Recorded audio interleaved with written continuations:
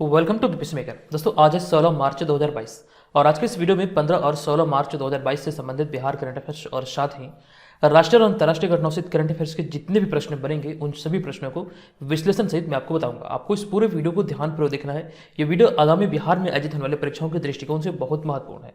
Video start करने से पहले हम चलते हैं पिछले वीडियो के प्रश्न पे, जो प्रश्न मैंने आपको पिछले वीडियो में पूछा था। तो पिछले वीडियो का हमारा प्रश्न था कि हाल ही में बिहार के सासाराम में अभिनंदन ग्रंथ पुस्तक का लोकार्पण हुआ है, इसके लेखक कौन है। डिटेल जानकारी यहाँ से मैंने आपको दिया था और आपको बताया था इसका राइट आंसर होगा ऑप्शन नंबर सी, यानी कि ब्रह्मेश्वर नाथ तिवारी ये अभिनंदन ग्रंथ पुस्तक का लेखक है। आपको ध्यान रखना ऑप्शन नंबर सी यहाँ पर इस प्रश्न का राइट आंसर था। और बिहार के परीक्षाओं के लिए जो बिहार स्पेशल करंट अफेयर्स का एक पीडीएफ लॉन्च हुआ है, जिसमें कि जनवरी 2021 से दिसंबर 2021 तक के प्रश्नों का संग्रह है। इसका लिंक इस वीडियो के डिस्क्रिप्शन में, आप वहां पर जाकर इस पीडीएफ फाइल को डाउनलोड कर सकते हैं। ध्यान रखें इस पीडीएफ फाइल में 1000 से अधिक प्रश्नों का संग्रह है और सारे के सारे बिहार स्पेशल करंट अफेयर है विद एक्सप्लेनेशन। सभी प्रश्नों का यहाँ पर आपको समग्र विश्लेषण देखने को मिलेगा। और यहाँ पर इस पीडीएफ में अभी एक ऑफर भी चल रहा है, तो लिंक के थ्रू आप ऑफर की भी जानकारी प्राप्त कर सकते हैं। अब यहाँ पर हम चलेंगे आज के इस वीडियो के पहले प्रश्न पे। आज के इस वीडियो का हमारा पहला प्रश्न है कि हाल ही में मुख्यमंत्री नीतीश कुमार ने किस क्षेत्र को बिहार का 39वां जिला बनाने की घोषणा की है। वर्तमान समय की बात करें तो वर्तमान समय में बिहार में 38 जिले हैं, लेकिन मुख्यमंत्री नीतीश कुमार की घोषणा के अनुसार बिहार का 39वां जिला जो बनाए जाने की घोषणा हुई है, ये किस क्षेत्र को बिहार का 39वां जिला बनाया जाएगा, ऐसा ही यहाँ पर प्रश्न लिखा गया है। इस प्रश्न का हमारा राइट आंसर है ऑप्शन नंबर बी, यानी कि बाढ़ क्षेत्र को। बाढ़ क्षेत्र जो है ये पटना जिले के अंतर्गत आता है। राइट आंसर होगा ऑप्शन नंबर बी, यानी कि बाढ़। डिटेल जानकारी यहां पर हमने लिखा है, आप इसे ध्यानपूर्वक देखिए और सभी को अपनी कॉपी में जरूर नोट कीजिए। हमने यहाँ पे लिखा कि हाल ही में बिहार के मुख्यमंत्री श्री नीतीश कुमार ने प्रदेश के बाढ़, जो कि पटना जिला का क्षेत्र है, तो बाढ़ के लिए बड़ा ऐलान करते हुए इसे नए जिले का दर्जा देने की घोषणा की है। क्योंकि यहाँ पर इस वीडियो में हम चर्चा कर रहे हैं मुख्यमंत्री नीतीश कुमार और ये बाढ़ क्षेत्र की, तो यहाँ से कुछ ऐसे प्रश्न हैं जो कि आपके एग्जाम में पूछे जा सकते हैं। हमने यहाँ पर इसे विस्तार पूर्वक लिखते हुए आपको समझाने का प्रयास किया है। सभी चीज़ों को यहाँ पर आपको ध्यानपूर्वक देखना है और नोट करना है।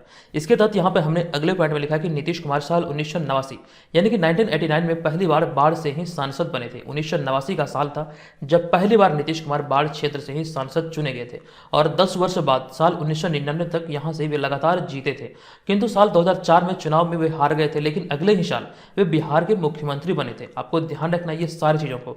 अब यहाँ पर देखिए बाढ़ क्षेत्र के बारे में हमने वही चीज लिखा है कि बाढ़ जो कि भारत के बिहार राज्य के पटना जिले में स्थित एक नगर है, इसी क्षेत्र को कह सकते हैं बिहार का 39वां जिला बनाए जाने की घोषणा की गई है। अब चूंकि मैं यहाँ हम लोग चर्चा कर रहे हैं बिहार के नए जिले की, तो ऐसे में एक प्रश्न मैं आपसे पूछ रहा हूँ, हालांकि ये बहुत ईजी है। आप लोग मुझे कमेंट करके बताएंगे कि बिहार का सबसे नया जिला कौन है और ये कब गठित हुआ था।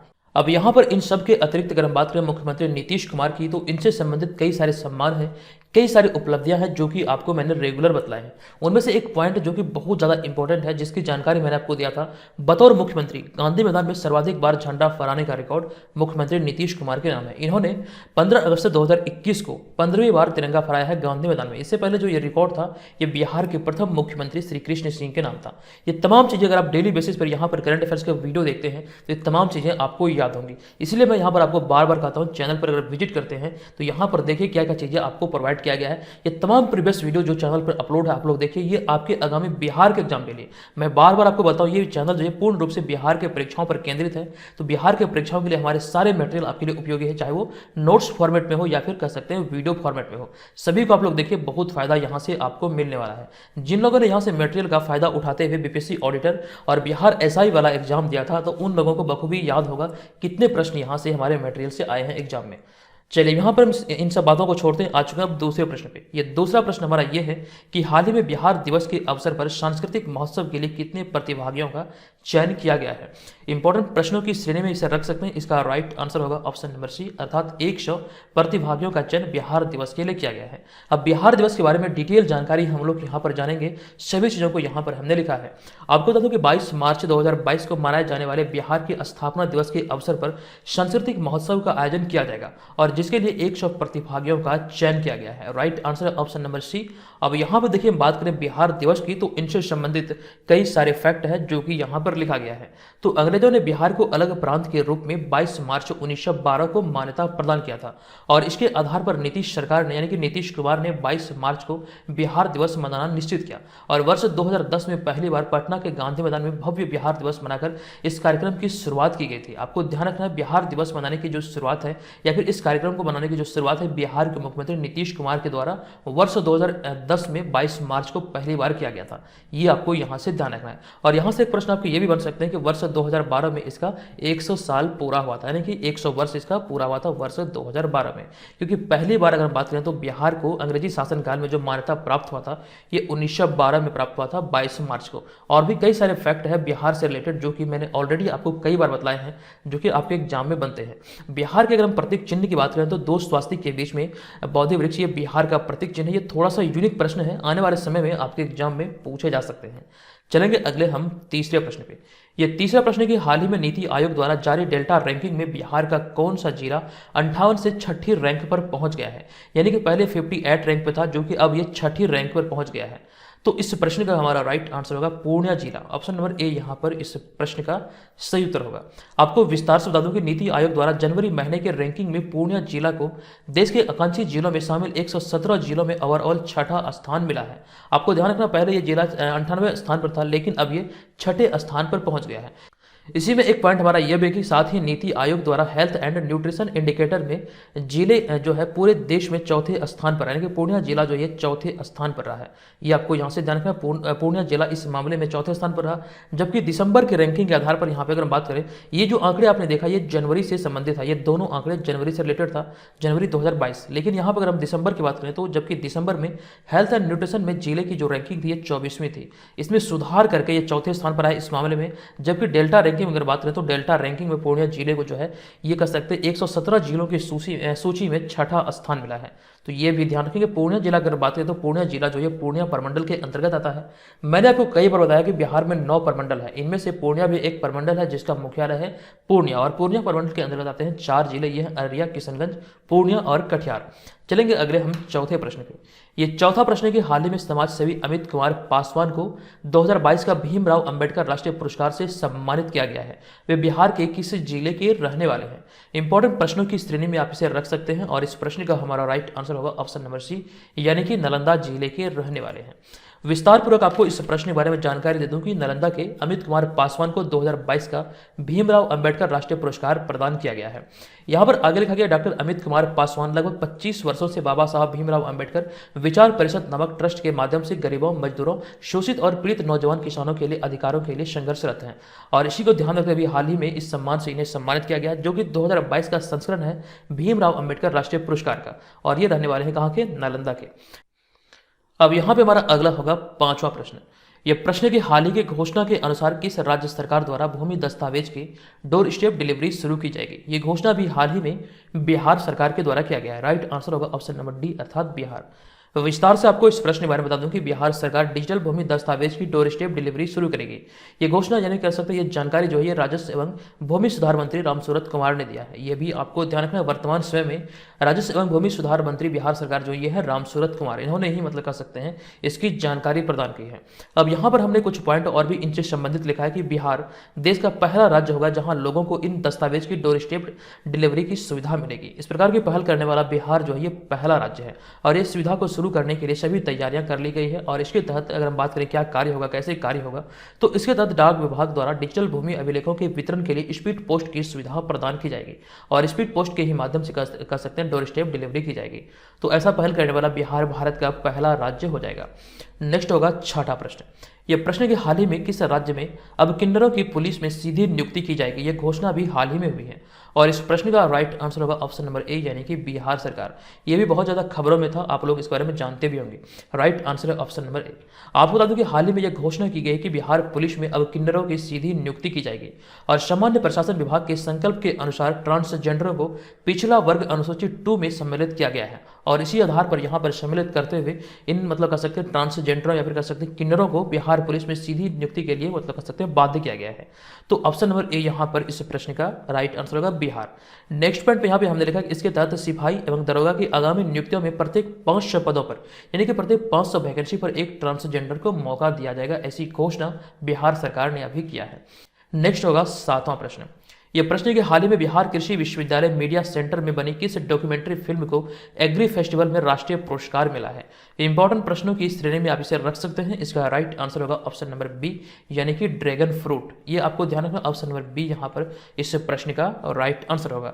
आपको विस्तार से बता दूं कि हाल ही में ड्रैगन फ्रूट की खेती को विस्तार देने के लिए बिहार कृषि विश्वविद्यालय मीडिया सेंटर में बनी डॉक्यूमेंट्री फिल्म को देश भर में पहला स्थान मिला है, यानी कि इस फिल्म को कह सकते हैं राष्ट्रीय फिल्म पुरस्कार से सम्मानित किया गया है। नेक्स्ट पॉइंट यहाँ पर हमारा इसी में कि हैदराबाद के national institute of agriculture extension management द्वारा आयोजित एग्री फिल्म फेस्टिवल में इसका चयन पहले पुरस्कार के लिए किया गया है। ये आपको ध्यान रखना। और यह पुरस्कार 11 मार्च को हैदराबाद में कर्नाटक के कृषि मंत्री बीसी पाटिल द्वारा दिया गया। तो राइट आंसर था यहाँ पर ड्रैगन फ्रूट। और इसी फिल्म को कह सकते हैं, ये डॉक्यूमेंट्री फिल्म ड्रैगन फ्रूट को कह सकते हैं एग्री फेस्टिवल में राष्ट्रीय पुरस्कार से सम्मानित किया गया है। अब चलेंगे 8वें प्रश्न पे। यह 8वां प्रश्न है कि हाल ही में बिहार के किस जिले में जूनियर राज्य स्तरीय कुश्ती प्रतियोगिता का आयोजन किया गया है। इस प्रश्न का हमारा राइट आंसर होगा ऑप्शन नंबर सी, यानी कि भागलपुर में कह सकते हैं। यह राज्य स्तरीय जूनियर कुश्ती प्रतियोगिता का अभी हाल ही में आयोजन हुआ है। राइट आंसर होगा भागलपुर। आपको बता दूं कि हाल ही में बिहार के भागलपुर जिले में जूनियर राज्य स्तरीय कुश्ती प्रतियोगिता का आयोजन किया गया और यह आयोजन 14 मार्च 2022 से 16 मार्च 2022 तक किया गया। क्योंकि यहाँ पर हम लोग इस वीडियो में चर्चा कर रहे हैं या फिर इस प्रश्न में चर्चा कर रहे हैं भागलपुर की, तो भागलपुर के बारे में हमने एक पॉइंट यहाँ पर ऐड किया है कि भागलपुर में ही दूसरा पक्षी महोत्सव करलव आयोजित होना प्रस्तावित है। बिहार में जो पक्षी महोत्सव सेलिब्रेट किया जाता है या मनाया जाता है, ये कलरव नाम से मनाया जाता है। अब यहाँ पर हमने चर्चा किया दूसरा पक्षी महोत्सव। आपके मन में इस सवाल उठ रहा होगा पहला पक्षी महोत्सव कहाँ मनाया गया। आपको ध्यान रखना, जबकि पहला पक्षी महोत्सव का जो आयोजन था यह जमुई के नागी नकटी में किया गया था। यह भी आपको यहाँ से ध्यान रखना है। और भागलपुर के बारे में एक पॉइंट ये ध्यान रखिए कि बिहार के जो 9 प्रमंडल हैं, जिनमें कि 9 प्रमंडल की बात करें तो सबसे छोटा प्रमंडल है भागलपुर प्रमंडल। इसके अंतर्गत 2 जिले आते हैं। ये 2 जिले हैं, पहला तो है भागलपुर, दूसरा है बांका। तो आपको ये ध्यान रखना है आज के बाद कि बिहार का सबसे छोटा प्रमंडल है भागलपुर प्रमंडल। नेक्स्ट होगा हमारा 9वां प्रश्न। ये 9वां प्रश्न है कि हाल ही में कौन सी एयरलाइन सूरज की रोशनी से बनी ईंधन का उपयोग करने वाली पहली एयरलाइन होगी। बहुत इंपॉर्टेंट प्रश्न है। इसका राइट आंसर होगा ऑप्शन नंबर ए, यानी कि Swiss international airlines. Option number A यहाँ पर इसका राइट आंसर होगा। आपको बता दूं कि हाल ही में स्विस इंटरनेशनल एयरलाइन ने अपने सौर विमानन ईंधन का उपयोग करने के लिए एक समझौते पर हस्ताक्षर किया है और इसे स्विस इंटरनेशनल एयरलाइन से सन 2 लिक्विड ईंधन का उपयोग करने वाली दुनिया की पहली एयरलाइन बन जाएगी। स्विस इंटरनेशनल की अगर बात करें तो स्विस इंटरनेशनल एयरलाइंस की स्थापना जो हुई थी ये 1 अप्रैल 2002 को की गई थी। और यहाँ पर इसमें हमारा अगला पॉइंट है, इसका मुख्यालय बेसल स्विट्जरलैंड में स्थित है। ये तमाम चीज़ों को आपको अपनी कॉपी में नोट करना है और जो लोग नोट नहीं कर सकते बीपीएससी मेगर ऐप पर ये तमाम सुविधाएं उपलब्ध है। आप वहाँ पर जाकर के इसका डेली बेसिस पर नोट्स प्राप्त कर सकते हैं। और एक जानकारी यहाँ पर ये जाने के बीपीएससी और सीडीपीओ एग्जाम के लिए जो ऑनलाइन टेस्ट सीरीज चल रहा है, आप लोग इसमें भी पार्टिसिपेट कर सकते हैं बीपीएससी मेकर ऐप पर। इसके माध्यम से आप अपनी तैयारी का सही तरीके से आकलन कर पाएंगे कि आगामी एग्जाम को देखते हुए आपकी तैयारी किस स्तर की है। एक चीज ध्यान रखें, इन दोनों परीक्षा महीने की बीपीएससी और सीडीपीओ एग्जाम में तकरीबन 2 महीने का समय है और इस 2 महीने में आप अपनी तैयारी को नई दिशा दे सकते हैं, अपनी तैयारी का सही तरीके से आकलन भी कर सकते हैं। और यहाँ पर आपको ये ध्यान रखना, होली के अवसर पर, होली 2022 के अवसर पर एक ऑफर भी आया है। इस ऑफर का लाभ उठाकर यहाँ पर बहुत कम कीमत पर आप हमारे टेस्ट सीरीज को ज्वाइन कर सकते हैं और सही तरीके से, प्रॉपर तरीके से जो कर सकते हैं। एक ऑनलाइन टेस्ट सीरीज होता है जो कर सकते हैं फुल लेंथ टेस्ट सीरीज है, पूर्णतः बीपीएससी के पैटर्न पर आधारित है और इसके माध्यम से अपनी तैयारी का सही तरीके से आकलन आप कर पाएंगे। तो इस ऐप को डाउनलोड कीजिए और यहाँ पर तमाम चीज़ों का आप लोग भरपूर लाभ उठा सकते हैं। अब यहाँ पर हम चलेंगे आज के इस वीडियो के अगले 10वें प्रश्न पे। ये 10वां प्रश्न यहाँ पर हमारा ये है कि हाल ही में भारत और किस देश के संबंध के 75 साल पूरे होने के उपलक्ष्य में एक लोगो का अनावरण किया गया है। तो इस प्रश्न का हमारा राइट आंसर होगा ऑप्शन नंबर सी, यानी कि नीदरलैंड। डिटेल में आपको इस प्रश्न के बारे में बता दूं कि मार्च 2022 में भारत और नीदरलैंड के बीच राजनयिक संबंधों के 75 साल पूरे होने के उपलक्ष्य में एक विशेष लोगो का अनावरण किया गया है और लोगो में कमल और ट्यूलिप दोनों देशों के राष्ट्रीय पुष्प को दर्शाया गया है। अर्थात अगर हम बात करें भारत का जो राष्ट्रीय पुष्प है कमल, जबकि अगर बात करें नीदरलैंड का जो राष्ट्रीय पुष्प है ट्यूलिप, तो दोनों देशों के राष्ट्रीय पुष्प को इसमें दर्शाया गया है तथा लोगों के बीच में एक चक्र बनाया गया है जो कि दोनों देशों के बीच दोस्ती के बंधन को दर्शाता है। यहाँ पे अगर हम नीदरलैंड की बात करें तो नीदरलैंड यूरोप के उत्तर पश्चिम में समुद्र के किनारे स्थित एक देश है और इसे हॉलैंड भी कहा जाता है। नीदरलैंड को हॉलैंड नाम से भी जाना जाता है और इसकी जो राजधानी यह है एम्स्टर्डम। ये आप यहाँ से ध्यान रखिए। चलेंगे अगले हम 11वें प्रश्न पे। ये 11वां प्रश्न है कि हाल ही में अमेरिकी ब्रोकरेज फर्म मॉर्गन स्टैनली ने वित्त वर्ष 2022-23 के लिए भारत का विकास दर कितना रहने का अनुमान लगाया है। इस प्रश्न का हमारा राइट आंसर है 7.9% इसका रहने का अनुमान लगाया गया है, ये ब्रोकरेज फर्म मॉर्गन स्टैनली के द्वारा।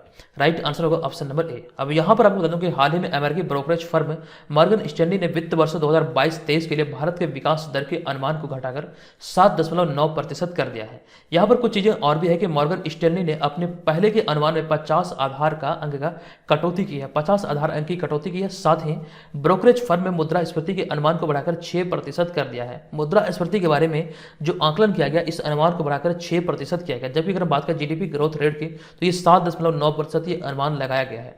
अब यहाँ पर चूंकि बात है मुद्रास्फीति को, तो इसे शॉर्ट में अगर हम समझने का प्रयास करें मुद्रास्फीति आखिर होता क्या है, कई सारे लोग यहाँ पर इस बारे में डिटेल में जानते भी होंगे, लेकिन अगर हम इसे शॉर्ट में समझने का प्रयास करें तो कीमत स्तर में होने वाली लगातार वृद्धि को ही मुद्रास्फीति कहा जाता है। आई होप कि आप यहाँ से इसे याद रखेंगे, ये आपके वस्तुनिष्ठ प्रश्न में पूछे जा सकते हैं। तो मुद्रास्फीति के बारे में याद रखिए, कीमत स्तर में होने वाली लगातार वृद्धि को ही मुद्रास्फीति कहा जाता है। नेक्स्ट होगा यहाँ पर हमारा 12वां प्रश्न। ये प्रश्न के हाल ही में किसने संभव और स्वावलंबन पहल की शुरुआत की है, किसके द्वारा ये संभव और स्वावलंबन पहल की शुरुआत की गई। राइट आंसर होगा हमारा ऑप्शन नंबर डी, यानी कि भानु प्रताप सिंह वर्मा इस प्रश्न का राइट आंसर होगा। आपको बता दूं कि भारत में प्लास्टिक कचरे के मुद्दे से निपटने के लिए संभव और स्वावलंबन पहल शुरू की गई है। और इसी में अगला पॉइंट है कि प्लास्टिक रिसाइकलिंग और अपशिष्ट प्रबंधन पर अंतर्राष्ट्रीय शिखर सम्मेलन में केंद्रीय सूक्ष्म लघु और मध्यम उद्यम राज्य मंत्री भानु प्रताप सिंह वर्मा द्वारा इन पहलों की शुरुआत की गई है। और इसका उद्देश्य अगर हम बात करें तो इन पहलों का उद्देश्य विशेष रूप से भारत के आकांक्षी जिलों के युवा उद्यमियों को प्रोत्साहित करना ही इसका उद्देश्य है। और इस शिखर सम्मेलन का आयोजन नई दिल्ली में किया गया था, जहां पर कह सकते हैं ये संभव और स्वावलंबन पहल की शुरुआत की गई। आपको ये ध्यान रखना है कि यहाँ पर दिल्ली में एमएसएमई मंत्रालय द्वारा अखिल भारतीय प्लास्टिक निर्माता संघ के सहयोग से ये सम्मेलन आयोजित किया गया था, जहां पर ये कह सकते हैं शुरुआत हुई है। नेक्स्ट होगा 13वां प्रश्न। यह प्रश्न के हाल ही में किससे भारतवंशी को नीदरलैंड में अमेरिका के राजदूत के रूप में नामित किया गया है। बहुत इंपॉर्टेंट प्रश्नों की श्रेणी में आप इसे रख सकते हैं। इस प्रश्न का हमारा राइट आंसर होगा शेफाली राजदान दुग्गल, अर्थात ऑप्शन नंबर ए यहाँ पर इस प्रश्न का राइट आंसर होगा। आपको इस प्रश्न के बारे में विस्तार से बता दूं कि हाल ही में अमेरिका के राष्ट्रपति जो बाइडेन ने भारतवंशी राजनीतिक कार्यकर्ता शेफाली राजदान दुग्गल को नीदरलैंड में अमेरिकी राजदूत के रूप में नामित किया है। नेक्स्ट पॉइंट यहाँ पर यह लिखा गया बीएस मुबारक को हाल ही में सूडान का नया राजदूत नियुक्त किया गया। बीएस मुबारक के बारे में यहाँ पर हमने ऑप्शन नंबर बी में लिखा है, तो आपको ध्यान रखना ये सूडान में नए राजदूत नियुक्त किए गए हैं। नेक्स्ट है संजय भट्टाचार्य। तो संजय भट्टाचार्य को स्विट्जरलैंड में भारत का नया राजदूत नियुक्त किया गया। जबकि संजय सुधीर की बात करें तो संजय सुधीर को यूएई में भारत का राजदूत नियुक्त किया गया है। तमाम चीजें यहाँ से आप लोगों को अपनी कॉपी में नोट करना है। नेक्स्ट होगा हमारा यहाँ पर 14वां प्रश्न। ये प्रश्न के हाल ही में किस राज्य में देश के पहले ड्रोन स्कूल का उद्घाटन किया गया है। तो भारत के पहले ड्रोन स्कूल का उद्घाटन अभी हाल ही में मध्य प्रदेश में किया गया। आपको बता दूं कि केंद्रीय नागरिक उड्डयन मंत्री ज्योतिरादित्य सिंधिया और मध्य प्रदेश के मुख्यमंत्री शिवराज सिंह चौहान ने संयुक्त रूप से मध्य प्रदेश के ग्वालियर में 10 मार्च को पहले ड्रोन स्कूल का उद्घाटन किया है। आपको ये ध्यान रखना है, मध्य प्रदेश के ग्वालियर में 10 मार्च को यह देश के पहले ड्रोन स्कूल का उद्घाटन किया गया। और यह ड्रोन स्कूल मध्य प्रदेश के विभिन्न शहरों में खोले जाने वाले 5 ड्रोन स्कूलों में से एक है। यानी कि मध्य प्रदेश में कुल मिलाकर 5 ड्रोन स्कूल खोले जाएंगे। इन्हीं 5 में से ये एक है जो कि ग्वालियर में अभी हाल ही में खोला गया है। तो इन 5 की अगर बात करें तो अन्य 4 जो इनमें है, एक तो है भोपाल, इंदौर, जबलपुर और सतना, और 5वां है यहाँ पर आपको ध्यान रखना ये ग्वालियर। तो कुल 5 जगहों में मध्य प्रदेश में ड्रोन स्कूल खोला जाएगा। और ये पहला ड्रोन स्कूल जो खुला है भारत का, ये कहाँ खुला है, ग्वालियर मध्य प्रदेश में। चलेंगे यहाँ पर आज के इस वीडियो के 15वें प्रश्न पर। यह 15वां प्रश्न है, हाल ही में भारतीय रेलवे के पहले गति शक्ति कार्गो टर्मिनल को कहाँ शुरू किया गया है।